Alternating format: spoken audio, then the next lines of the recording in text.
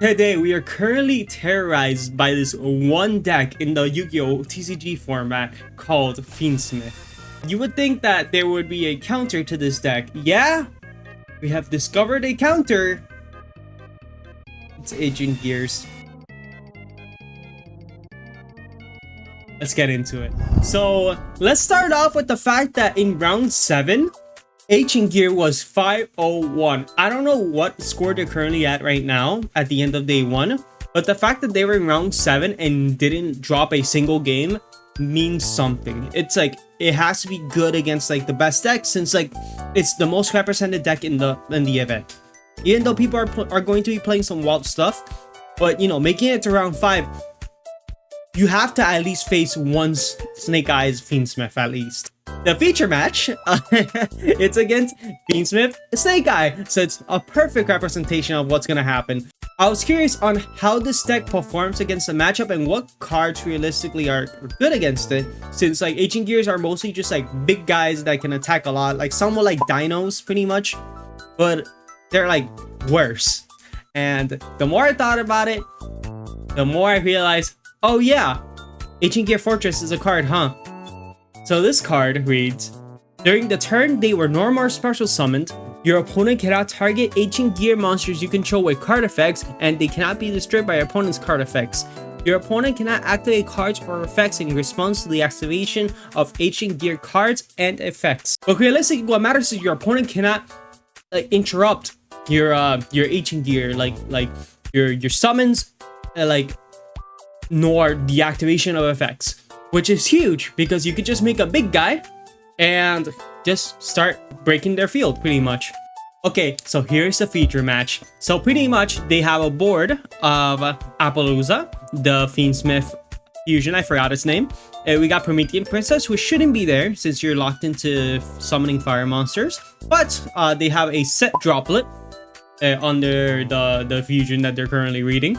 They have the IP Masquerena set on the back that you can summon off of the Flamberge after you get rid of the Promethean Princess. And of course the Flamberge is there. You know, Flamberge, I want you shot. So the Ancient Gear player has the 2 fortresses on their field, meaning that, you know, the moment they summon a monster, pretty much they just can't like interrupt it. So that's pretty much what they do. They summon Chaos Ancient Gear Giant. This card reads, must be fusion summon and cannot be special summon by other ways. Unaffected by Spirit Trap effects. It comes up, your opponent's monsters cannot activate their effects during the battle phase, which is pretty good. This card can attack all monsters your opponent controls once each. Yeah, that's really good. If this card attacks a defense position monster, inflict piercing battle damage, which, you know, banger. Like that's a great effect. That's a great effect for what's this going for. They are currently reading Ancient Gear Giant for the first time, which is so funny because you're gonna see now. Perfect card to get through here. Is anybody reading this card? He says. That is really funny. That is so funny. I love that. It's like what? What?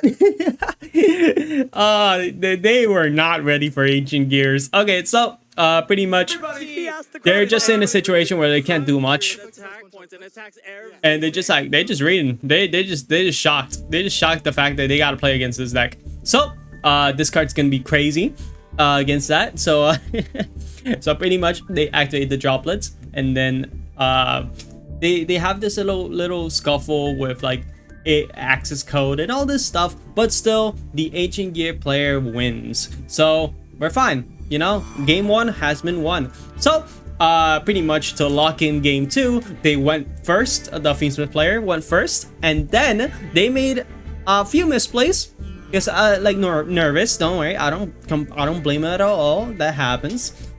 They made a completely like very weak board. They go Ancient Gear Advance. By the way, this card is a custom. Like, oh my god, it just like it searches you fortress. What? What? So now they're going to be searching the Ancient Gear Fortress off of the Advance, which is pretty good, honestly. So realistically, if you just destroy one of the Ancient Gear Fortresses, and you're fine if you're able to interrupt it somehow. So we got Ancient Gear Fortress. Okay, cool. Okay. Okay. Nice. Anyways, Cool. We got another one. And another ancient gear fortress. It is so over. And you know, thanks to that, we were able to OTK that turn. And Ancient Gear has won 2-0 against Fiendsmith Snake-eye. Thinking about it, the fact that this deck can, like, you know, prevent a bunch of the interruptions that Snake-eye has is really cool, honestly. So honestly, like, I really hope Corbin constantly just plays against Snake-eyes and is able to just beat them all. Because, oh my god, that is insane. Hopefully, by the time I post this, hopefully Corbin has topped. And if not, I'm very based of you. I hope to see a deck profile at some point. The funniest thing is that after game 1, there was this little reaction that that Merjon have. So help me! Did you see that, Merch? Which is a pretty like nice thing, a very good sport at it all. So honestly, I love to see this energy. So the most important question here is that, can Corbin make a good Crowler impression? All right, I gotta ask to close this out though. Do you have a Crowler impression? Of course I do. Let's hear it. I have a PhD in dueling, and I have an ancient gear golem. Thank you so much, Corbin. Congratulations.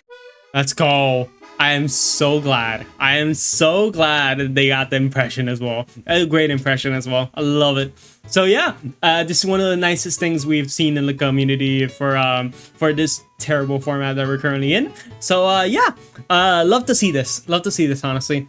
And yeah, this event has been a bit wacky, and I hope to see how it builds out at the end of day 2, which is today, at the same day that you're watching this. So if you haven't watched this live stream, go watch it now. And yeah, thank you so much for watching. And watch out, we might be seeing Fiendsmith Exodia Millennium on top.